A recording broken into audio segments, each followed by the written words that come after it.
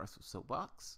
Let me make sure my volume is up. Sometimes this thing drops, and at this point I have no trust, and I don't know what just took place and why it's not showing. Here we are. And yeah, bastard. All right, caught it. All right, so I'm seeing myself in the corner. Good.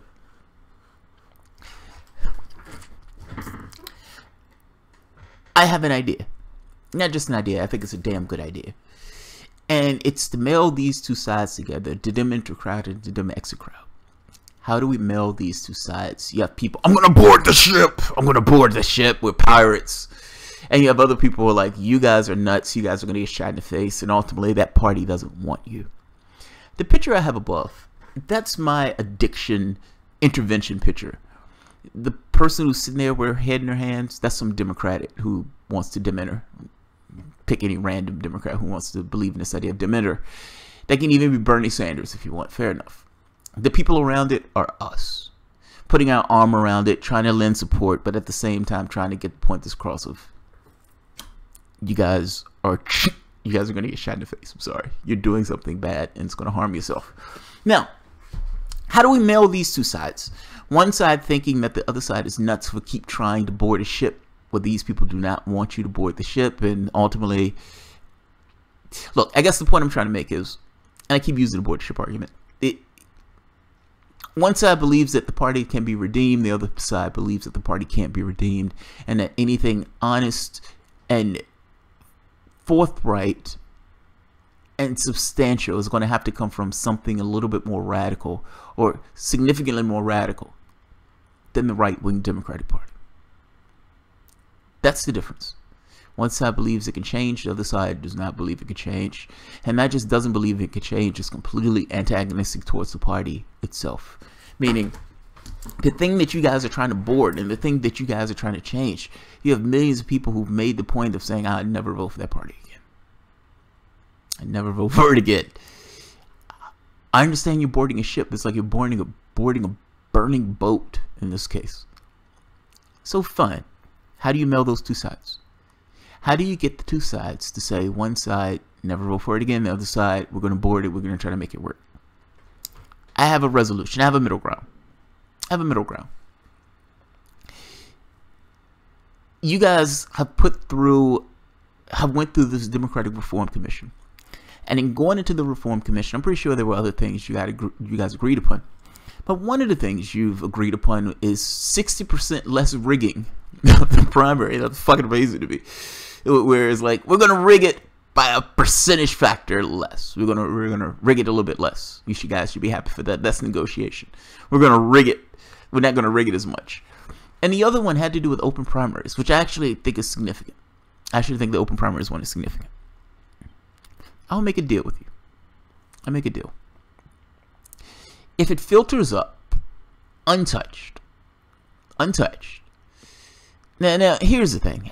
I gotta be honest. The 40% rigged by 40% bugs shit out of me. That seems so weird to me. Like you're effectively saying we're gonna rig the process by 40%, and you guys should be happy because technically this is a negotiation, and we were rigging it by X amount at first. It's like, come on, that's fucking amazing. Fucking amazing. Oh, somebody gave me something. Who is this? Oh, Lorums, thank you. I appreciate it. You made me lose my place. Look, my point is, long story short, if what you want is going to take place, certain things have to pass. One of the things that have to pass is those things, even the best case scenario, we're going to rig it by 60% less. Best case scenario. That still has to go through another committee, and it still has to be voted on by the entirety of the DNC. If the entirety of the DNC votes on this, and the entirety of the DNC says, you know what, yes, we're going to open the primaries. Fuck it, we're going to open the primaries. And we're also going to turn around and say, okay, we're going to rig it by 60% less. In addition to some of the other rule changes. If all of that stuff goes through the DNC untouched, that would be magnificent. That would be amazing. That would be mind-blowing. But if all those things go through the DNC untouched, you may be able to make an argument that says, okay, maybe we're making progress, we're making headway. What I want, though, I want something a little different. I want Bernie Sanders to make this point of, if they don't do X, I will not support Y. That's what I want. I want to know that Bernie Sanders is serious. I think other people want to know that Bernie Sanders is serious. I remember a conversation that Jeremy Corbyn had with one of the other people in the Labour Party who were vying for the top spot. And granted, the woman was being surly, and yeah, she was trying to take political shots, and she was doing this faux, oh, I'm just a concerned politician who's trying to help out the British. Wink, wink. It's like, come on, man. Come on. Be a person. Be a person. You don't look like a person. You look like somebody who's trying to out to get something. But she's a politician, so fair enough. But she made a good point, even though it was a political point. Are you serious about this? Are you serious about this? Do you honestly see yourself as being Prime Minister of Britain? Not just dicking around as opposition, but honestly see yourself as being Prime Minister of Britain. Is Bernie Sanders serious about this? Does Bernie Sanders honestly see himself as being President of the United States? And is Bernie Sanders honestly using the Uber of the Democratic Party to get him to that particular point? The reason I ask this is because if you're serious about this and you're talking about a goddamn political revolution, you understand there's no such thing as a bloodless coup. There's no such thing as a bloodless coup. I hear these Democrats in these other places, one of the things that came out, the unity, they wanted unity among the other Democrats. It's not about unity. This is not kumbaya. You're boarding a ship.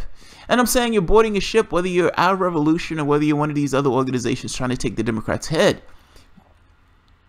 No quarter, nothing asked for. Nothing is asked for. You understand the situation to which you're presented with.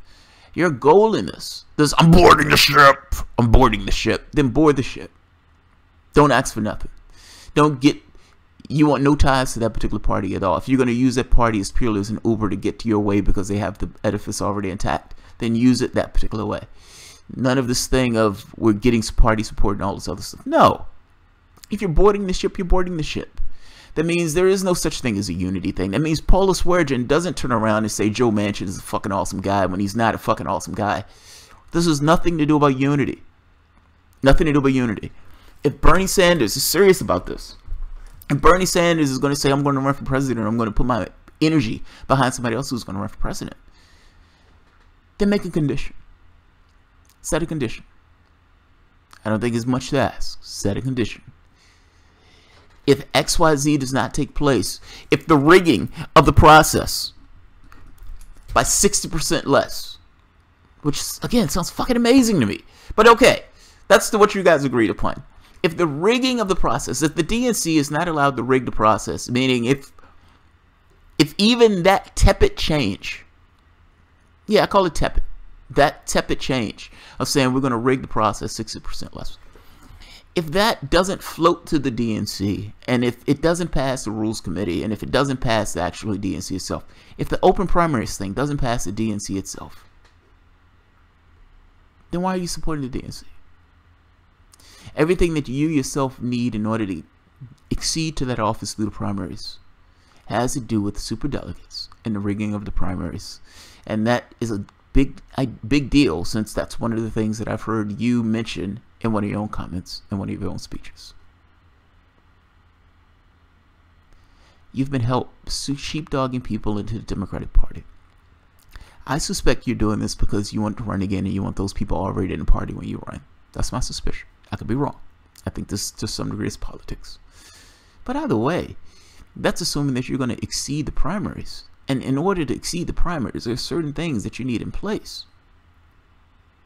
Superdelegates to not be a part of the process. Or at the very least, 60% less cheating. And you need open primaries.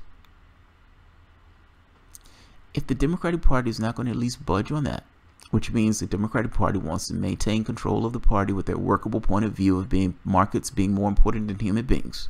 And if you yourself are saying that you want a revolution, there is no such thing as a bloodless coup. That's all I'm saying. And given a condition saying, I am not going to support this party unless this party does X. at the very least allows a lot of people who think you're just sheepdogging for the party itself, and for the most part have no conditions whatsoever in regards to the way that you're sheepdogging for the party. It makes it look as if you're not being serious. If you're being serious, given condition, if the party crosses the line for that particular condition, well, we'll see if you're serious. We'll see if you're serious.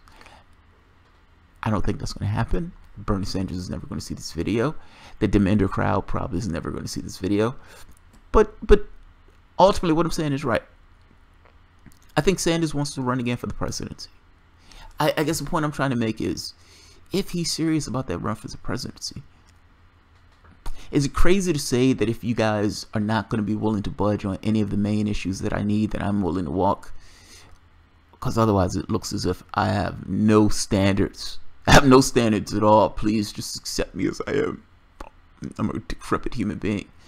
No, you should have some standards about yourself. You have some standards about yourself. And there's a lot of people. There's a lot of people who aren't sure on whether or not you're serious about actually wanting to run for that office. Now, I'm going to look at my messenger section, and I'm going to guess. I'm not going to look at it, but I'm going to guess. There's going to be some surly comments by Bob Ramirez about Bernie Sanders. Gardo is going to say something about me being in love or infatuated with Sanders. And there's going to be some people defending Sanders. And some people are going to call me asshole for saying sheepdogging.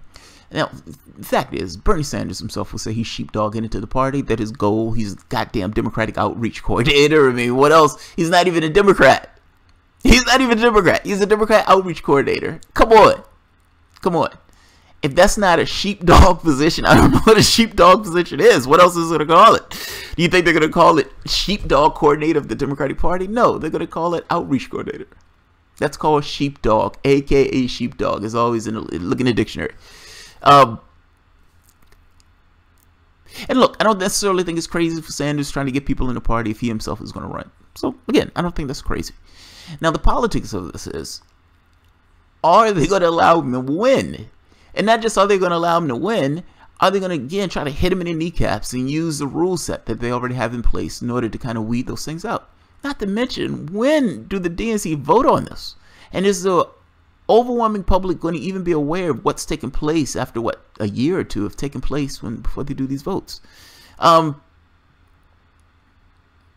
Yeah, I mean, otherwise it just looks like I'm sheepdogging. I'm not really getting concessions in the sheepdogging. The Democratic Party can continue to do what it always have done, and at the last minute say no to both of the stuff. And then I just want to know what takes place if Democrats say we're not giving you superdelegates, and no, we're not opening our primaries. And if at the end of that, if they slap you in the face again after all of this, and you say, okay, oh, I will be crushed. That's my condition. I would be crushed. I would be crushed. If they tell you, yeah, we're not doing superdelegates, and we're not opening our primaries, and Bernie Sanders' still point of view is, we're still boarding the ship. We're boarding the ship. I would be crushed. I would be crushed. So, I'm hoping that that's not the case. I would prefer Sanders to give a condition saying, yes, this is what I want, and if I don't get this, I am walking and I'm doing my own thing. I'm pretty sure that the Democratic Party would not want Bernie Sanders doing his own thing. I'm pretty damn sure that the last thing they want them to say is Bernie Sanders saying, don't vote for this particular candidate. I think you need to vote for this other party. They don't want that. Sanders is more influenced than I think he realizes. Well, maybe he does realize, he just doesn't want to push the envelope. Either way, there should be a condition on your support. That's my point. All right, let's see.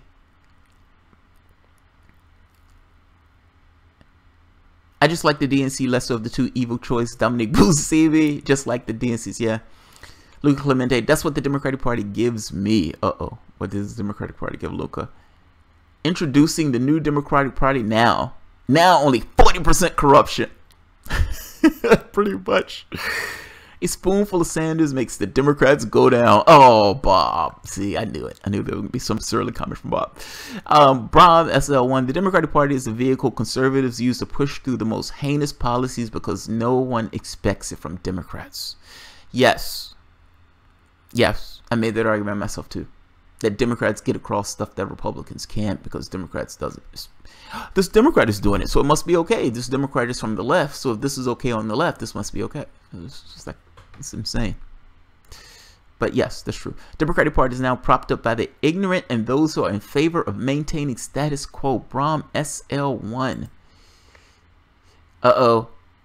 I just watched the video between Jamal and HA. HA says Jesus. 2 seconds later, he says, I'm not making a religious thing. The fuck? They continue to talk about both sides of his mouth. Fuck him.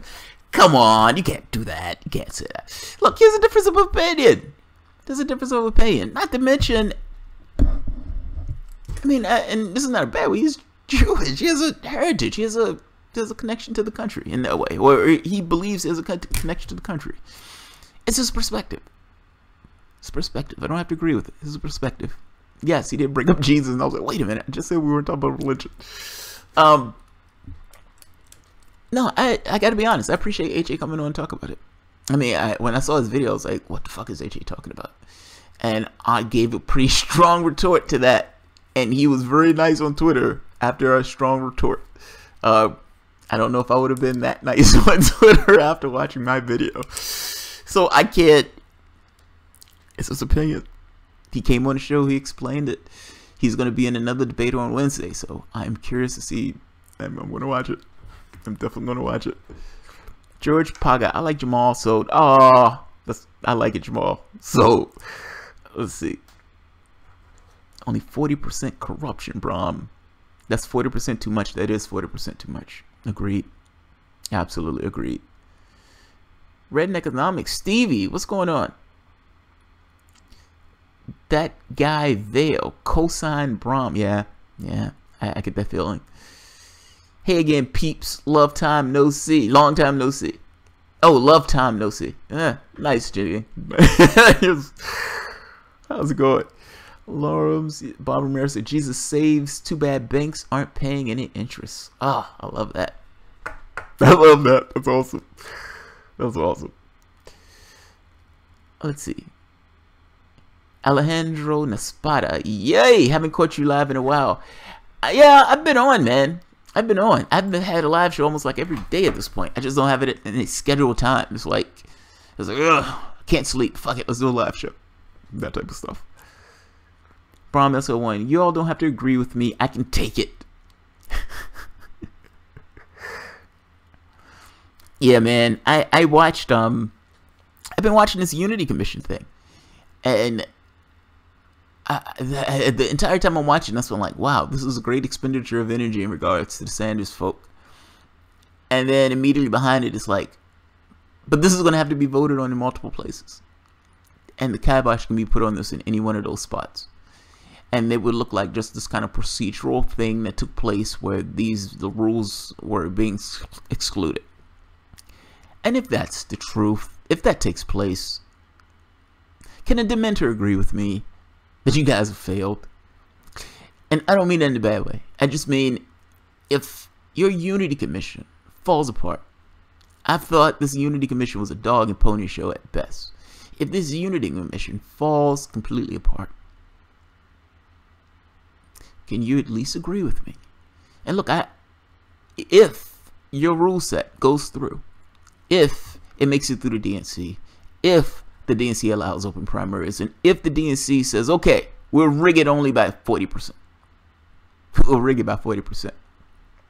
I would agree with you that that's progress. I would agree with that that's progress. In no way does it mean they won't necessarily cheat in other ways, by the way. They didn't necessarily follow their own bylaws beforehand, so I don't necessarily know why you expect them to follow them now. As a second point, I would agree with you that that's progress, though. Fair enough. But at the very least, you have to agree with me that if they shoot down your ideas in regards to what you want to get accomplished, that you join me on the no side. You join me on the no side. Or at the very least, be honest enough to say, okay, Our plans did not go through the way that we thought. We thought we were boarding the ship, and instead each of us got shot in the face. I'm just asking for honesty. And I'm asking for this kind of meeting of the minds of sorts of saying agreements based upon the actions in the future. If I'm right and nothing comes of this, admit it. Jamal, you were right. We thought that we were boarding the ship and we weren't doing anything of such. We were still in the Matrix. If you're right and you make progress with 40% rigged primaries, then I would say you guys have made progress. Yes, the primaries are still rigged by a factor of X, but at the very least, it's less rigged than it was before. Let's have a meeting of the minds. That's all I'm saying. That's all I'm saying. Saw Jimmy Dore mention you live the other day. Up and coming much? Oh, that was. I just gave him $2. Jimmy Dore was bribed to mention me. I gave him $2. I was watching his live, so I like Jimmy Dore. I gave him $2, and then he mentioned my name after I gave him $2. So yeah, that's not up and coming much. That's more Jimmy Dore getting money stuffed down his G-string. He's responding to the money being stuffed down his G-string. Dale Chomsky. The process of commissions like this is intentionally dull and overly complicated. It's meant to be a disincentive to civilian participation. Yeah, Dale, maybe. I liked it. Like the first one I actually liked. I watched all of it, and I was waiting for the third one to come out the third hour. The second one fell asleep on until I saw Nomika's part. Nomika was spitting fire on that one, man. Yeah, Nomika's, she was spitting fire. Luca Clemente, Jimmy Dore does know who you are. Jamal, he remembers. Whatever. Tomosi Young, again, Nomika bitched them out, but the corporate DNC fuck seemed disinterested. Yeah. Did you see her? She was, Tomosi, she was like sitting in the back of her seat. Like, some other guy was just kind of, he was like 120 years old. He was just kind of looking around. And she was flipping out. And it was like, how dare this young woman flip out like this, giving us a speech. We're not going to sit here and take a lecture for all our failures and losses, particularly when she's trying to apply our failures and losses to real world scenarios. How dare she?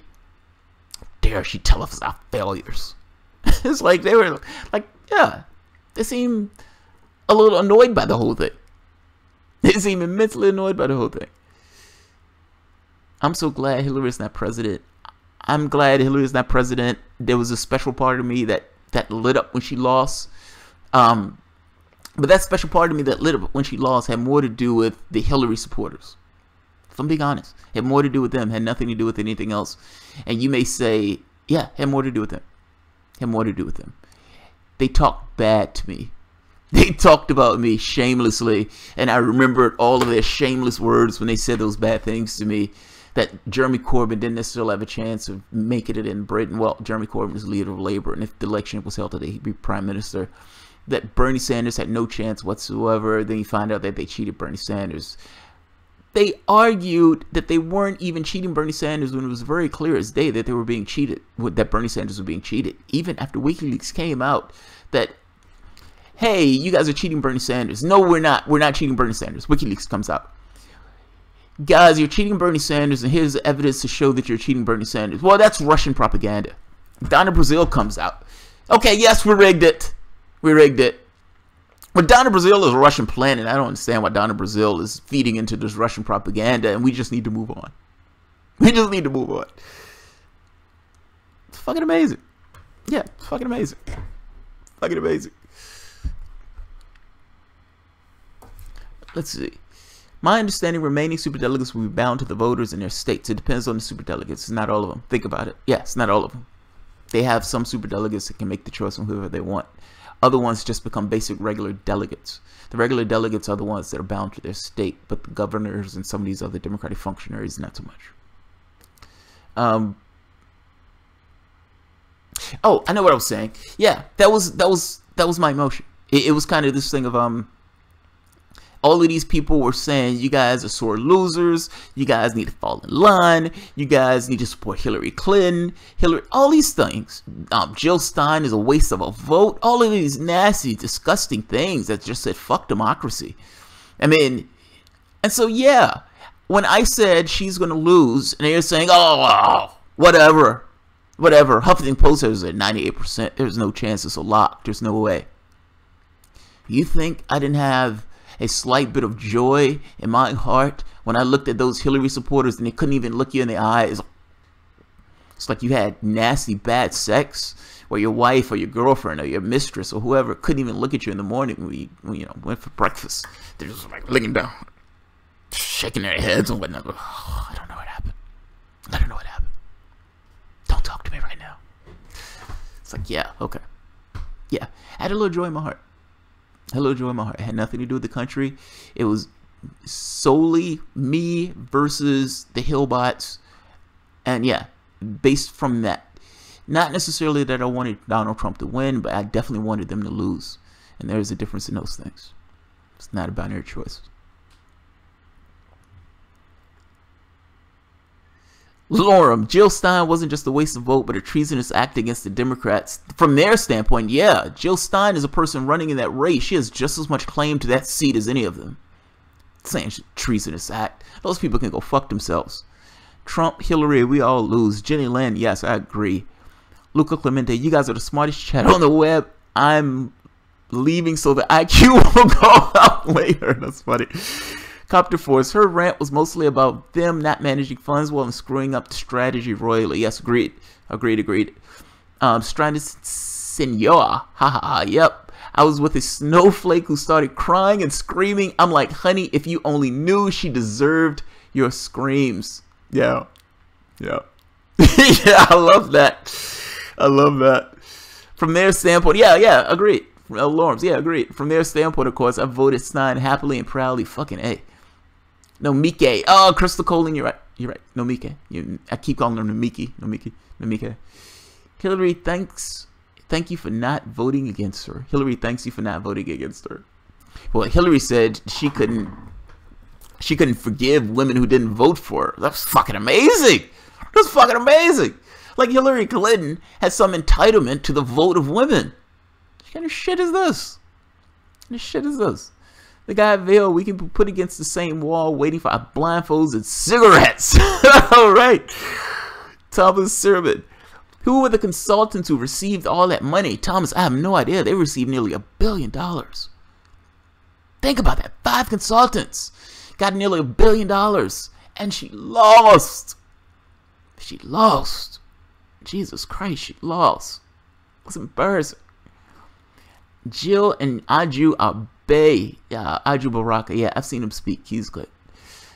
There's a place in hell for those who don't vote for Hillary Clinton. Tomosi Young. Yep, there's a special place in hell for women who don't vote for Hillary Clinton. That's what they said. Dumbing down of America. A bunch of us voted for a worthy woman instead of her, the doctor, and Mr. Baraka. Agreed. Brom SO1. Jill Stein is a real feminist and an environmental activist. Hillary is bought by Wall Street. That says it all. The guy Vail. To quote Nina, unbought and unbossed. I ain't scared. I love that. Unbought and unbossed. They ruled the day. They fucked around with Nina Turner. It's like, how dare you stop that woman from giving her speech with Sanders? And between the two, Hillary Clinton is at home with her head in a hole somewhere trying to sell her book and explain to people what happened. Nina Turner is out there running our revolution, trying to take back the DNC. Whether you think her act will end up in vain or not, at the very least, she's doing something. Jamal, I'd love to watch the most recent part of I'd love for you to watch the most recent 3-part series on Real News on the Democratic Party. I'll pin you with the links to the video. Each one is only like 20 minutes. And Terry J, I probably have already seen those videos. I love the Real News Network. The Zinc Pin, Real News Network. I love it. PM me just to be sure, but I love it. And if this is the one I think you're talking about, it's the one, the fight between the DNC, the Civil War. Paul J talks about that Civil War. I've even done a video on that thing where I was analyzing what was taking place and analyzing the video that Paul J had. I like Paul J, man. I like him. I like his perspective on this stuff. I disagree with him during the election. I fell more on the Chris Hedges side, meaning that something needs to be done, and voting for the Democrat is not the way to do it, even if you got to wander in the wilderness for a bit. But I like Paul J. I like Real News Network. It's a good station. Oh, not that one. Fair enough. Fair enough. Send me the one. Send me the link. Send me the link. Send me the link. Send me the link. Which makes me now realize why the fuck I haven't seen real news in my feed. Oh, real news is awesome. I think Terry means the history on FDR and the New Deal. Oh, I've seen that one too. What's his name? It's the historian that worked with damn it, I can't think of his name. Oliver Stone. The Untold History of the United States. That's the history professor, or that's the historian that Paul J is talking to on that one. He's also fucking fascinating. He's fascinating. He has clips by himself on just talking about FDR, talking about the stuff that went on in the workers' movements and stuff like that. But yeah, send it. Definitely, Terry J, send it. Jamal, would you say the Israeli government and Hamas are both tools of our arm manufacturers? Israel, yes. Hamas, no. I mean, many of the weapons Hamas gets, either they make them themselves out of just kind of these shittily made rockets, or they would get them from Iran or some of these other countries that are sympathetic to their plight. I've said it before. I think Hamas is counterproductive. Like, I understand where they're coming from, but those rockets is not going to win a war against a nuclear-powered nation. If anything, they embolden the other nation. Martin Luther King used peace as this kind of weapon of sorts, and because for the most part he understood we're not going to win a war with the U.S. military. The population of the United States already believes that civil rights are perfectly okay, meaning even during the civil rights movement, whites didn't necessarily think that there was anything wrong with civil rights. Malcolm X scared the shit out of him. Martin Luther King was more moderate. History took its course. Martin Luther King, I think, understood that they weren't going to win an armed conflict. So, but that's my thought. That's it.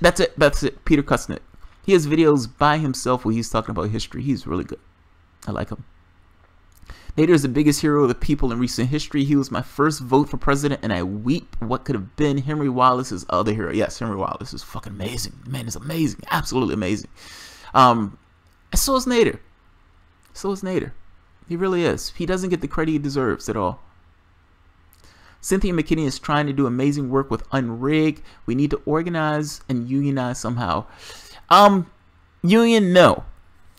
Unions are not bad. Don't get me wrong. Unions are awesome, but unions have been decimated by the forces that have taken place in regards to this kind of capitalistic environment, having both of these parties bought.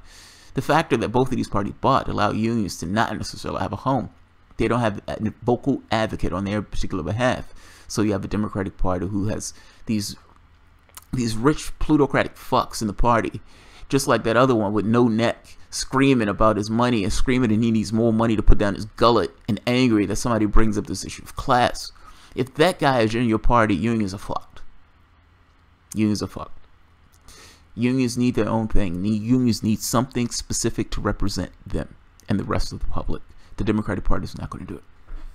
I'm sorry. And at this point, stop reaching for what you've already had. Stop reaching for what you already had.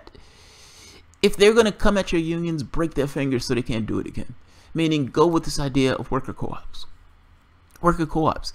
If you're going to get to the point where you take power, you need to instantiate your gains in the same way that Republicans have been attacking you all throughout the United States for the past 20, 30, 50 years. And I'm saying the right wing, let me say the right wing, meaning predatory within the Democratic Party also. You need something else. Go beyond unions.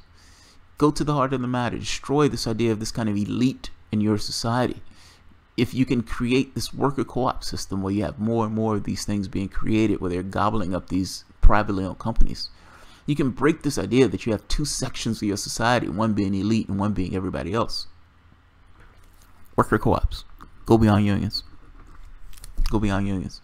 If you have unions, you're going to always have this conflict between workers versus the elite or the people who are in management.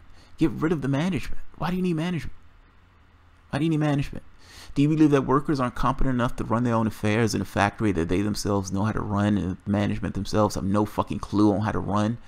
The only thing they know about the business is how to maximize their profits. Is that the goal of things? Is that the goal of society, to maximize profits for the individuals in those societies?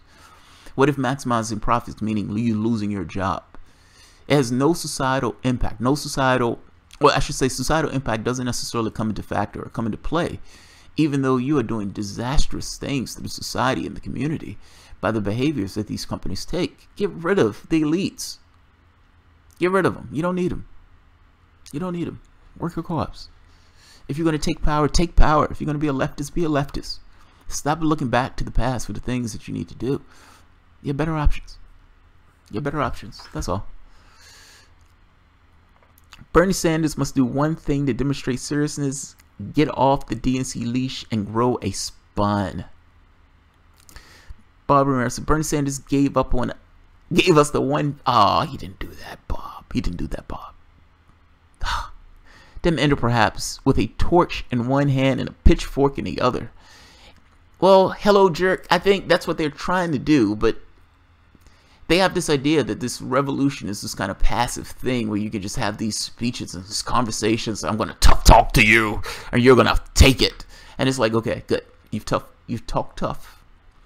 I'm glad you got it off your chest. It was cute that you tried, pinched the cheeks, and you sent them on their way.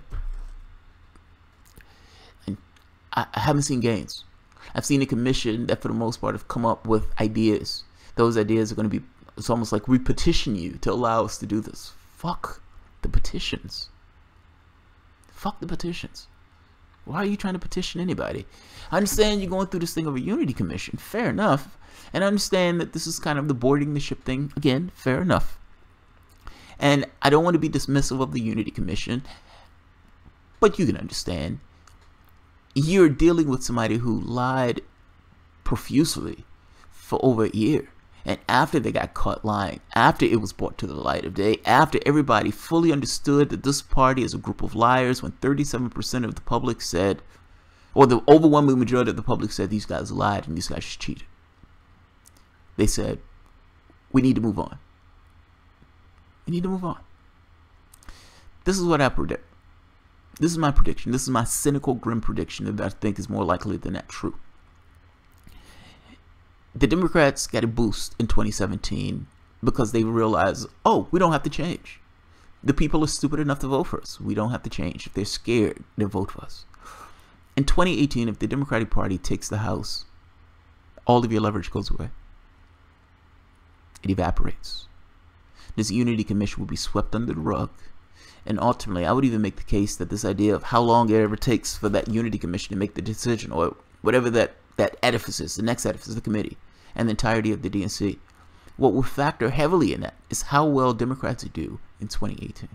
I would wager anything on that. If Democrats do fucking awesome and take back the House in 2018, your leverage goes away. You're gone. You're done. They have no impetus at that point to change anything. The public has just told them that they were right. They can do anything that they want. They can cheat. They can get over on people and everything else. And ultimately, the public will still vote them in if they're terrified of the other party. Their least worst strategy persists itself. And the sad part is the Unity Reform Commission allowed them enough time and enough space to actually acknowledge that and realize that. Your leverage evaporates the more that they win. Dem-Exit. You may hate it, but Dem-Exit was your rock. That rock goes away the moment they realize that, oh, these people didn't leave us. These people are scared. They'll come back. So, again, I don't want to undercut this thing of the Unity Commission. I don't want to necessarily make it seem, I don't want to undercut the value because I don't necessarily know the reality of the value of it. Let me say it that way. But this is politics. And they've showed a penchant for not wanting you to be a part of the process. I have no reason to believe that if they come around and find out, oh, we're back in business. We're back in business. People are terrified. They'll vote for us. We don't have to change anything. They would vote for us. Let's put this nice, slightly African-American woman, Kamala Harris, up. Let's put her up. They'll vote for her. She's different. She's a woman. They wanted their woman last time. We'll give her a woman this time, and she'll be black or Indian or whatever. Some mixed race, some mixed heritage. That's my thought, man. That's cynical, but I suspect that's more true than that. Hence my point of giving a condition in the beginning. Giving a condition. Carmelo Harris. Yeah, that's slightly racist but funny, Bob. That's funny. Uh-oh, here we go. Terry J. I believe that we need it all. The Unity Commission, Dem-Enter, Dem-Exit, protest, DSA. Yes, we agree. We agree. Terry, I have to be honest. I didn't think you'd agree with me on that. I agree. But Terry, would you agree with me that if the Unity Commission is slapped down, if the provisions that they put up are slapped down, that Dem-Enter loses its luster? Meaning that the venue that they were using to enter is not a hole at all. It's a sealed runway. They're essentially running straight into a brick wall. Would you agree with me that the Dem-Enter argument somewhat ebbs away if they slap down the provisions from the Unity Commission? I'm curious about this. Terry J gives me a hard time sometimes. I want to know if Terry J agrees with this part. Yeah, I'm not changing the subject on this. I'm sticking with this particular one because I want Terry J to answer that. At this rate, they'll run a gay black woman in a wheelchair. Identity politics is the only trick the Democrats have left. That's awesome. That's awesome. Yeah, it is awesome. That's fucking hilarious, Stevie. All those groups need to stop bickering over minute differences and coalesce. Jeremy Chase, I agree with you. It depends on what the differences are. But yeah, I agree. It depends on what they are. I think all these groups, Greens, Progressive Independence Party, DSA, I think all these groups need to join hands in this kind of kumbaya moment of, this is what we can accomplish if we work together. That's what I want. I want that. Like, as an individual party, they may have luck in one particular area, but I'm talking about working in coordination with each other. Yes. And goddamn it, contact Sanders in back channels. Contact Sanders and back channels. Have secret conversations where you guys are talking about plotting to take over things. Do something. Be aggressive. All right, Bob. Well, Bob. We know they don't have any captive gray aliens because they haven't run her for office yet. Because identity politics was, yeah. Chomsky, Dem-Enter has only has power if the Democrats allow you to have power, which means being fair, which they've shown no signs of doing. Exactly. You're begging them for power and influence. Please, can you weaken your abilities so we can have a chance to get in? We'll accept 40% less cheating, 40% more cheating. I'm sorry, 60% less cheating. I'm sorry. I want to get the percentage of rigging correct. I don't want to fuck that up. The 60% less rigged is good. That's a big deal. 60% less rigged. I can't believe that's what we're talking about.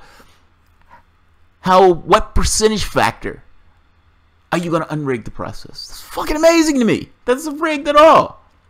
Why did they accept this? It's like, why are you accepting the fact that they're rigging stuff? It's amazing. It's amazing. Dominique Buscemi only bring the captive children to the light. A voice of doom. Merlin Dominique Buscemi was the voice of doom. James Wilkins. Democrats fucked up beyond all recognition. Yes, they did. They pissed off a lot of people. Crozet Islet. Kamala will not ever shake off the smell of Steve Manowich. I think the neo-libs who think she can are insane. And if she can, democracy is literally dead. Do you understand the situation to which you're presented with? I don't say this in a bad way, but at all, Crozet. I'm just saying, this thing of if she can, democracy is dead. You had one party literally completely cheat one of the other candidates in the electoral process. When that party was taken to court, that party says we can choose our candidates in a back room if we want. Where the Democratic Party, a corporation, we're not beholden to any of the outside force in this way. Now, problem with this argument is people were actually sending you money. This wasn't a purely internal process. At the end of the day, people were actually putting money in your pocket with this idea that there was going to be a fair and impartial process. If that fair and impartial process didn't take place, then it's fraud. I sent that money under false pretense. And if you're going to make the argument that I should know that the Democratic Party was going to rig the primary, then I'm going to think you're insane.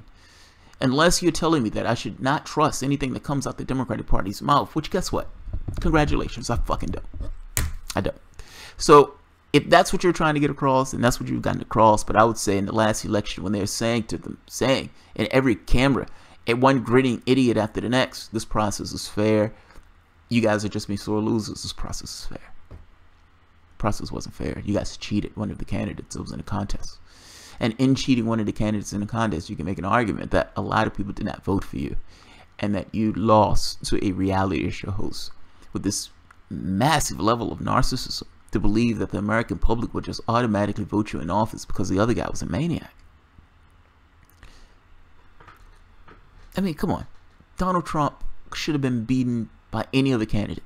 They chose one person in this entire country that Donald Trump could beat, and the Democratic Party put her up to run in an election. I keep saying they should have put up a ham sandwich. They would have had a better chance. Red in economics, definitely agree with saying progressive on this. We need election reform now. Yes, that's an understatement. That's an understatement. James Wilkinson, an intervention. That's right, James.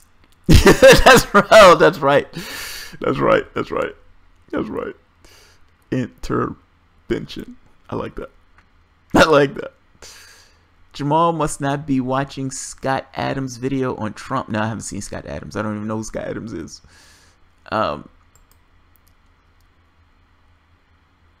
Do you think Hillary would be separated from the DNC if she were locked up? Would she still be running from a fucking cell? Would she still be fucking up things from a jail cell? Oh man, I have no idea. I would imagine Democrats would set themselves on fire. That would be a fucking amazing sight. Yeah, that would be an amazing sight. We don't actually have democracy. It's in the Constitution, so let's change the Constitution. Give us democracy. Give us a multi-party system. We need a multi-party system, Roland. I agree. I agree. Otherwise, you have, how hard is it to captive two parties? Clearly, they did it. Couldn't have been that hard. It wasn't that hard. All right, guys. I am going to end this. Do you think Trump would be rock bottom? But no. Yeah. Look, I am curious about what happens in 2018 and 2020. I think 2018 and 20. I think 2020 is going to be a war. I think 2020 is going to be a war. And if the corporate Democrats lose that war, I think you're going to have a fundamentally different idea of what it means to be a Democrat in the United States. If they win that war, democracy is dead. Democracy is dead. Good luck getting these corrupt assholes who benefit from fraudulent rigged election to change it. Yeah, agreed. Agreed. Garnome, I heard Jamal has taken to wearing a Sanders face mask. The only time he takes it off is when he does these videos. Mrs. Thomas is telling you way too much information, Garnome. Red Economics, hey, Don Blankenship already went to prison and he's running against Joe Manchin. No way. No way. I gotta look that one up. Red Economics, you know, Stevie, you know. You're in West Virginia, but no way. No way. No way. 24-hour lib. Donald Trump is a reaction to DNC's severe sickness called neoliberalism. Agreed. But neoliberalism with both parties. But yeah, agreed. Agreed. Yeah, agreed. Alright guys, I'm going to end this. If you enjoy the content, feel free to share, like, subscribe. Of course, you can always support through Patreon. And Lorms, again, thank you for the donation. Thanks guys. Have a good night.